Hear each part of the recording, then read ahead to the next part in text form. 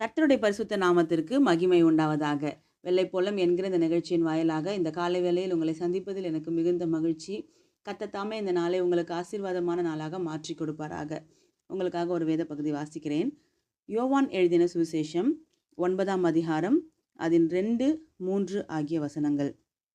அப்பொழுது அவருடைய சீஷர்கள் அவரை நோக்கி, ரபி, இவன் குருடனாய் பிறந்தது யார் செய்த பாவம்? இவன் செய்த பாவமோ, இவனை பெற்றவர்கள் செய்த பாவமோ என்று கேட்டார்கள். இயேசு பிரதியுத்தரமாக, அது இவன் செய்த பாவமும் அல்ல, இவனை பெற்றவர்கள் செய்த பாவமும் அல்ல, தேவனுடைய கிரியைகள் இவனிடத்தில் வெளிப்படும் பொருட்டு இப்படி பிறந்தான். பாருங்க, இங்கே ஒரு குருடன் காணப்படுகிறான்.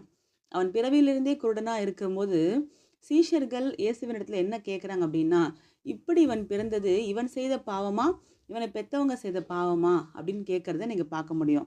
அநேக சமயங்களில் நம்ம வாழ்க்கையில் கூட சில சமயங்களில் சில போராட்டங்களை, சில சோதனையின் பாதைகளை, சில இல்லாமைய, சில வெறுமைகளை, சில இழப்புகளை நம்ம கடக்கும் பொழுது நம்மை சுற்றி இருக்கிற ஜனங்க நம்மை பார்த்து சொல்லுகிற குற்றச்சாட்டு என்ன தெரியுங்களா?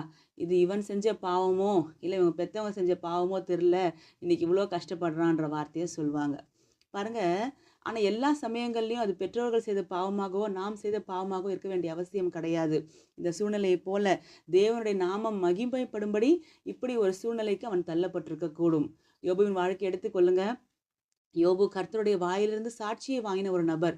உத்தமன், சன்மார்கன், தேவனுக்கு பயந்து பொல்லாப்புக்கு விலகுகிறவன் என்று சொல்லி. ஆனா அந்த யோபுவை குறித்து அவங்க நண்பர்கள் என்ன சொன்னாங்க தெரியுமா? நீ ஏதோ ஒரு தப்பு பண்ணிருக்க யோபு, நீ செய்த பாவத்தினாலதான் நீ இப்படி அனுபவிக்கிற, தேவன் குற்றமில்லாம யாரையும் தண்டிக்க மாட்டாருன்னு சொல்லி யோபுவை மனமடிவாக்குனாங்க. யோபுவுக்கு அது வேதனையாக இருந்தது, நம்ம வேதத்துல வாசிக்கிறோம். அப்படி ஒருவேளை யாராவது உங்களை மனமடிவாக்கி கொண்டிருக்கிறாங்களா?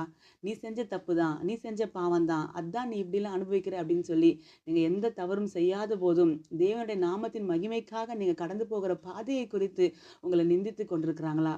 ஒருவேளை நீங்கள் ஏதாவது தவறு செய்திருந்து அந்த தவறு நிமித்தம் சில பாதையை கடக்கிறீங்க அப்படின்னா, நீங்க தேவனிடத்துல கிருபையை கேட்கும் பொழுது நிச்சயமாய் மன்னித்து இரக்கத்தையும் கிருபையும் பாராட்ட அவர் போதுமானவராக இருக்கிறார்.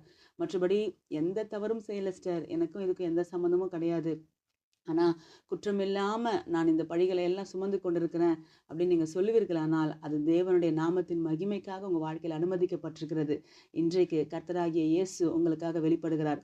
அன்றைக்கு அந்த குருடனை பார்த்து இந்த வார்த்தை சொல்லப்பட்ட மாத்திரத்தில் இயேசுவின் வாயிலிருந்து புறப்பட்ட வார்த்தை இதுதான். தேவனுடைய நாமம் மகிமைக்காக இவன் இப்படி படைக்கப்பட்டிருக்கிறான். அந்த வார்த்தை வெளிப்பட்ட அடுத்த நிமிஷம் நடந்தது என்ன தெரியுங்களா? அந்த நிமிஷமே அவனுக்கு விடுதலை உண்டானது. தேவனுடைய நாமம் மகிமைப்பட்டது, அவன் கண்கள் திறக்கப்பட்டது என்று வேதத்துல வாசிக்கிறோம். அதே போல இந்த வார்த்தை வெளிப்பட்டு கொண்டிருக்கிற இந்த வேளையில் தானே குற்றமில்லாம இந்த பழியும் இந்த சுமைகளையும் அனுபவித்துக் கொண்டிருக்கிற உங்களுடைய வாழ்க்கையில விடுதலை செய்யும்படி கர்த்தராகிய இயேசு கடந்து வந்திருக்கிறார். உங்களுக்கு நீதியை செய்யும்படி கர்த்தராகிய இயேசு கடந்து வந்திருக்கிறார்.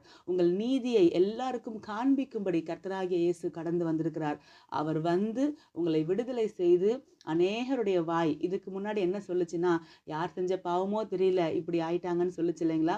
இனி அந்த வாய் சொல்ல போகிறது, கர்த்தராகிய இயேசு மகிமைப்படும்படி இவங்க வாழ்க்கையில் இது இவங்க சகித்திருக்கிறாங்கன்னு சொல்லி அதை சாட்சியாக கர்த்தர் ஏற்படுத்த போகிறார்.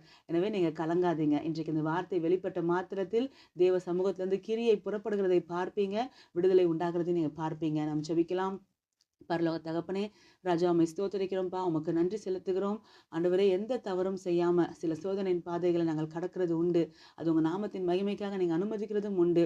இந்த காரியங்கள்ல மனிதர்கள் எங்களை குறை சொல்லும் பொழுது எங்களால் அதை ஏற்றுக்கொள்ள முடியாம நாங்கள் வேதனைப்படுகிறது உண்மை. ஆனாலும் இன்றைக்கு எங்களுக்காக புறப்பட்டு வந்த இந்த வார்த்தையை நம்புகிறோம். அப்பா, நீங்க எங்களுக்காக வழக்காடி எங்கள் நீதியை வெளிச்சத்துக்கு கொண்டு வர போகிறபடியால் உமக்கு நன்றி செலுத்துகிறோம். அப்படி செய்து உங்க நாமத்தை மகிமைப்படுத்திக் கொள்ளுங்க. இயேசு கிறிஸ்துவின் நாமத்தில் ஜெபிக்கிறோம் பிதாவே. Amen. Thank you. God bless you.